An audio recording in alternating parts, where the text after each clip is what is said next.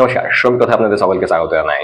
Employees provident fund organisation, কর্মচারী ভবিষ্যৎ তহবিল সংস্থা 1952 ইপিএফ এবং এমপি অ্যাক্ট দ্বারা এটি সঞ্চালিত। দেখুন, যদি আপনি কোনো বেসরকারি সংস্থানে কাজ করছেন তো সেখানে আপনার একটি ইউএন নাম্বার থাকবে, ইউনিভার্সাল অ্যাকাউন্ট নাম্বার।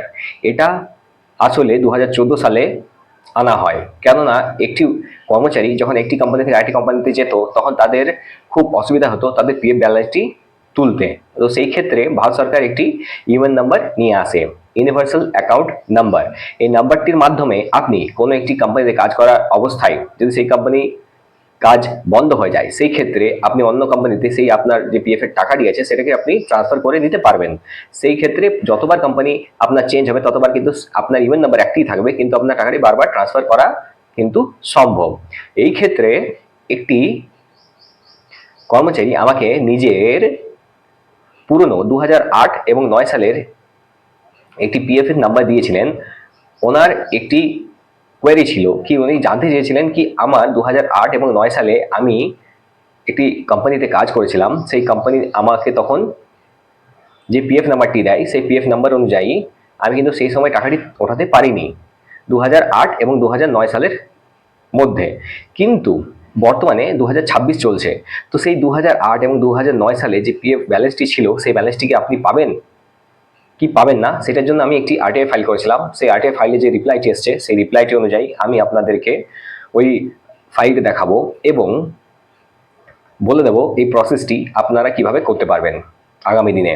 আমি একটি আরটিআই এর ভিডিও নিয়ে আসবো, সেই ভিডিওর মাধ্যমে আপনারা জানতে পারবেন নিজেদের অধিকারকে কিভাবে ব্যবহার করা যায়।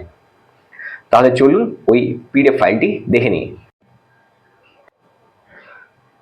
আপনারা যেমন এখানে দেখতে পাচ্ছেন, আমি যে আরটিআইটি ফাইল করেছিলাম সেই ফাইলটি করেছিলাম employees provident fund organisation, Durgapur. এখানে দেখুন আরও দুর্গাপুর দেওয়া রয়েছে, এখানে দেওয়া রয়েছে ministry of labour employment, government of India, শ্রম এবং রোজগার মন্ত্রণালয়, ভারত সরকার। এবার এই যে আরটিআইটি ফাইল করা হয়েছিল, দেখুন 30 তারিখ 5 মাস 2025-এ, প্রায় 1 বছর আগে। এরপর এটা যে রিপ্লাই এসেছিল সেই রিপ্লাইটি আমি এতদিন এটা আপলোড করিনি, এই কারণে এটা মনে হয়েছিল প্রয়োজন হবে না। কিন্তু দেখুন, আমি যেভাবে জানতে চেয়েছিলাম যে আমার এত পূর্ণ একটি টাকা জমা আছে, সেই কারণে আমি এটাকে ওঠাতে চাই। দেখুন এখানে কিভাবে এটা রিপ্লাইটা দেওয়া হয়েছে। Subject supply information under RTI act 2005, এটা দেওয়া রয়েছে। এবার আপনারা এখানে দেখতে পাচ্ছেন এই যে জায়গাটি দেওয়া হয়েছে, এখানে কি বলা হয়েছে আমি জিজ্ঞেস করেছিলাম। দেখুন আমার প্রশ্ন ছিল ইপিএফ ডিপার্টমেন্টের কাছে, মানে আমাদের পিএফ ডিপার্টমেন্টের কাছে, how to withdraw my PF balance against the account number. দেখুন how to withdraw my PF balance, আমি কিভাবে নিজের পিএফ এর টাকাটি তুলবো, যেটা 2014 আগে আমি কাজ করছিলাম কিন্তু আমার কোনো কারণবশত আমার তোলা হয়নি সেই টাকাটি। বর্তমানে এমন কোনো নমিনি বা কেউ রয়েছেন, ছেলে মেয়ে বা এমন কোনো বয়স্ক বৃদ্ধ যাদের এই টাকাটি তুলতে অসুবিধা হচ্ছে, তাকেও আমি বলবো যে এই ফরম্যাটটা ইউজ করে তারাও ওই টাকাটি ওঠাতে পারে। 2008-9 তখনকার দিনে এই যে পিএফটি জমা হতো সেটার নাম ছিল employees provident fund scheme, employees provident fund scheme. এটা বর্তমানে যেরকম ভাবে আমরা বলি ইপিএফ সেরকম বলা কিন্তু হতো না। এরপর দেখুন এখানে কি দেওয়া হয়েছে ইনফরমেশনের মধ্যে, এখানে যেটা আমাকে জবাবে দেওয়া হয়েছে সেই জবাবের মধ্যে এখানে বলা হয়েছে information as received from concerned section department regional office Durgapur. আমি যে কোয়েরি চাইছি সেটা তারা জবাব দিয়েছেন। এবার দেখুন এখানে মেম্বার আইডি দেওয়া রয়েছে, এই মেম্বার আইডির মধ্যে তার নাম দেওয়া রয়েছে। দেখুন এখানে বলা হয়েছে is not linked with Aadhaar and KYC is also not available. Is not linked মানে তখন যে নাম্বারটা দেওয়া হয়েছে সেই নাম্বারের সাথে আধার নাম্বার এবং কোনো রকম কেওয়াইসি কিন্তু করা হয়নি।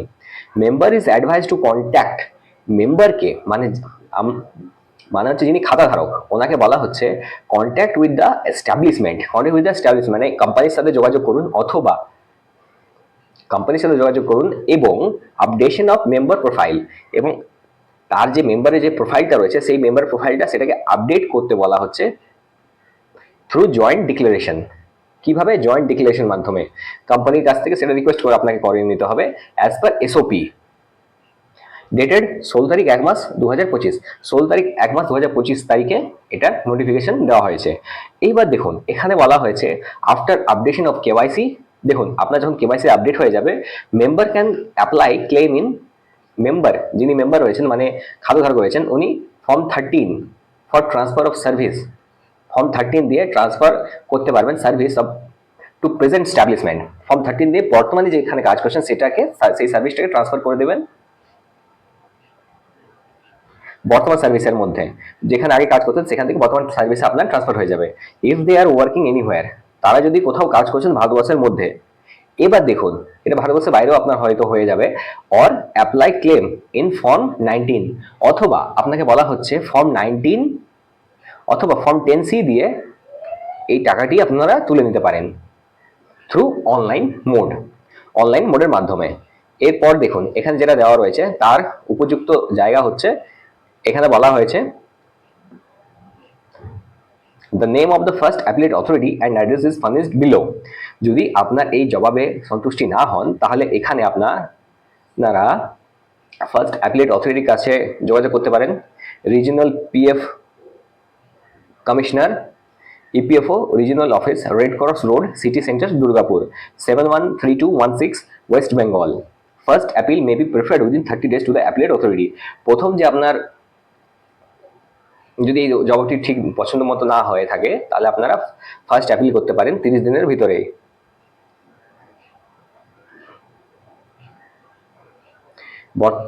এখন দেখুন এখানে যে যিনি সিগনেচার করেছেন ওনার নাম হচ্ছে Sudhir Ranjan, CPIO, central public information officer, regional PF commissioner 2।